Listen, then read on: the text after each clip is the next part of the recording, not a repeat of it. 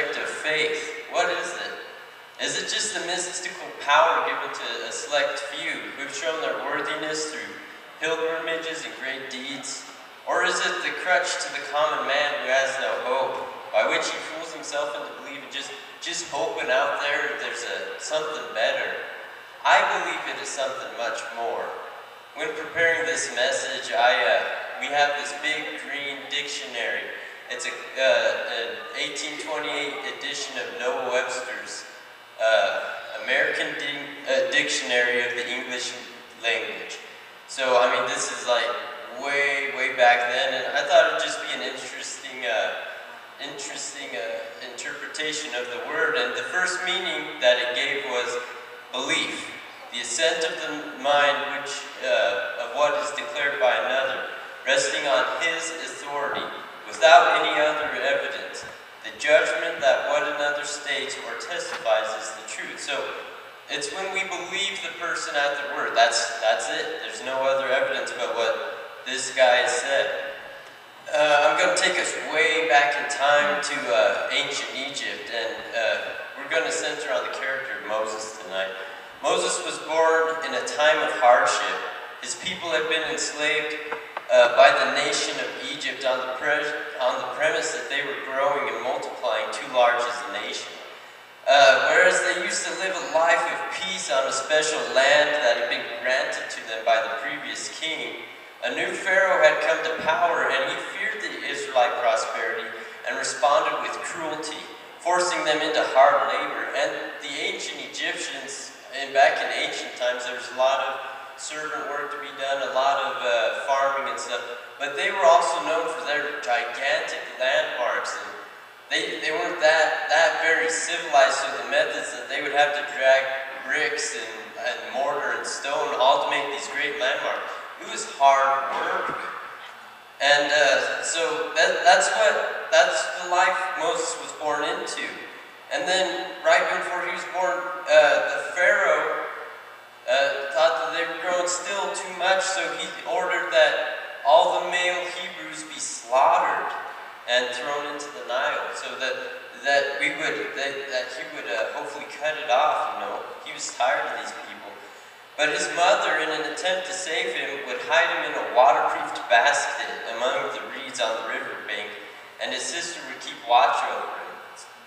But one day, Pharaoh's daughter found him and adopted her as her own. And when he had been found, his sister suggested that a nurse be found to take care of the baby, and she got her mom to take care of Moses. So Moses is weird. The slave child is being raised by his own mother in Pharaoh's household. I mean, it's a pretty privileged position, but you know, he grows up knowing he's a Hebrew and knowing his lineage. He decides to go see what's going on with his people, to go see what they're experiencing. And while he was out there, he came across the severity his people experienced on a day-to-day basis. And when he saw an Egyptian taskmaster beating on one of the slaves, he lost his nerve and killed him. Now, a Hebrew killing an Egyptian was a horrible crime. And so, I mean, he was going to be killed. So, of course, he took off into the wilderness and fled to the land of Midian and became a shepherd. All this had conspired in his life, but he wasn't sure. He did not know all that he would still have to go through. I mean, he probably thought that his quiet life as being a shepherd would be a perfect plan, but God has different plans for us. One day while tending his flock, he came across a bush that was on fire, but it wouldn't burn up. It wasn't consumed by the flame. So Moses went to go look at this marvel. And when he got close, God called out to him from inside the bush and told him that the slaves were going to be freed. And here in the book of Exodus 3, 9 through 15. And it goes, Now, therefore, behold, the cry of the children of Israel has come to me. And I have also seen the oppression which the Egyptians oppress them. Come now, therefore, and I will send you to Pharaoh, that you may bring my people, the children of Israel, out of Egypt. But Moses said to God, Who am I that I should go to the Pharaoh, that I should bring the children of Israel out of Egypt? So he said, I will certainly be with you, and this shall be a sign to you that I have sent you. When you have brought the people out of Egypt, you shall serve the God on this mountain. Then Moses said to God, Indeed, when I come to the children of Israel and say to them, the God of your fathers has sent you, and they shall say to me, What is his name? What shall I say to him?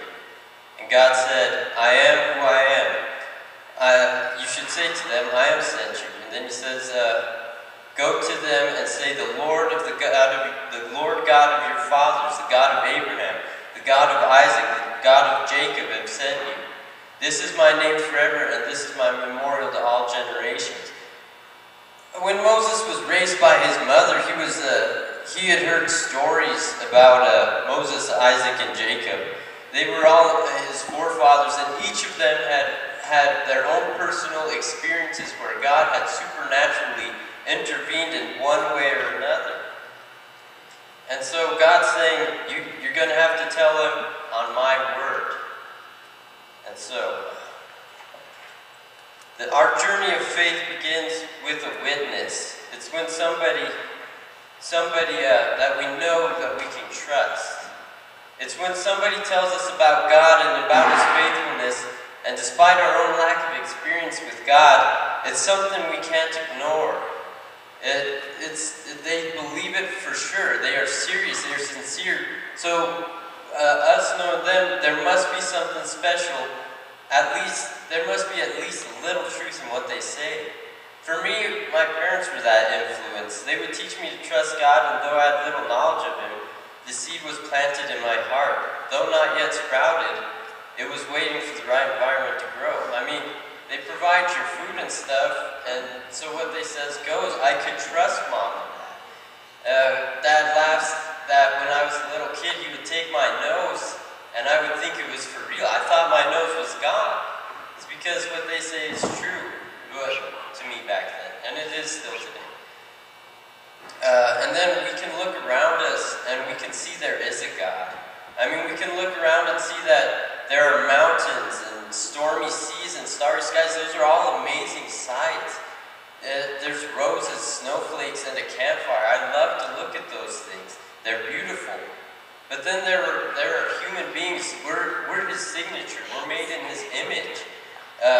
Look at our hands. I mean, it's just, sometimes I like to just look at how my hand's made, or feel your heartbeat, or think about the complexity of our brain, all this stuff, the fact that we can have relationships and stuff. We are God's fingerprint, and His glory is all around us if we look. The next meaning of faith that is given to us in Noah Webster's dictionary is the assent of the mind to the truth of a proposition advanced by another, belief on probable evidence. So this time we have evidence. We've experienced a wee little bit of it for ourselves. So Moses, grown up with stories, and so he knows up here that God can do great things, but he might not have been able to know that God could do it here, not yet believe. And he also knew that the people of Israel had been praying for many years, God, save us from these wicked people. They're being hard on us. We can't take it anymore. And it seemed like God wasn't there. It seemed like God had forgotten them. And so he comes to him and says, what am I going to do? They aren't going to believe me. But God had a plan, and he goes on to show him a sign, and he shows him a sign. It says here, he tells him, cast your rod out on the ground, and when he does, it turns into a snake. And then when it's slithering around, God says, now just grab it by the tail, and it turns right back into a rod. So God had signs to go along with His message. He doesn't just say stuff and He delivers as well as talks. The next step of faith is where we see there is something to those fairy tales that Grandma used to tell us about God's provision, or those unbelievable stories about supernatural protection, or the flaky lines about strength and peace from above. We see evidence that convinces us that there's something to those statements. My parents told me as a child about how God had helped them through those tough times and given them the ability to go on even when they felt they had nothing left. And sometimes they would even tell me about personal miracles that they had experienced. But those were their experiences, not mine. And as my life continued, though, I began to have some of my own. I had heard about my dad being in 3 motorcycle accidents that should have killed him. But it's also different to be in one. My father and I had just completed the Run for the Wall, a trip from LA to DC with hundreds of other bikers, and after some touring of our nation's capital, we headed back to our hotel to get some much-needed rest. On the way to our destination, at a red traffic light, with Dad was completely stopped, his feet both on the ground. And I was having fun looking at the neat little architecture, enjoying the little musical birds and stuff.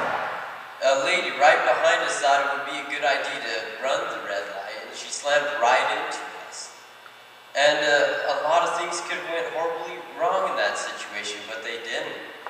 Actually, some off-duty paramedics just happened to be there when we got hit, and it helped smooth down the situation a lot. We didn't get hit by any oncoming traffic, everybody stopped, things went well, and we got to walk out of the hospital that day.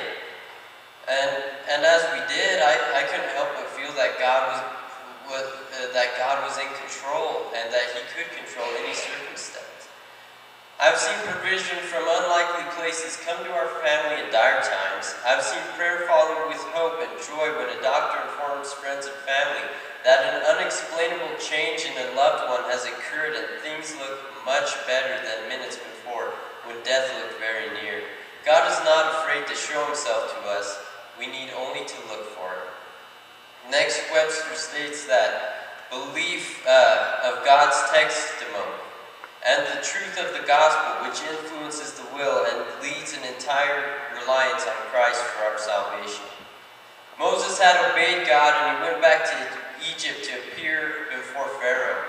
When he gave his request to let the children of Israel go, Pharaoh responded with adding on to the slaves' workload and saying that they had too much time on their hands if they had enough energy at the end of the day to file complaints with the way things were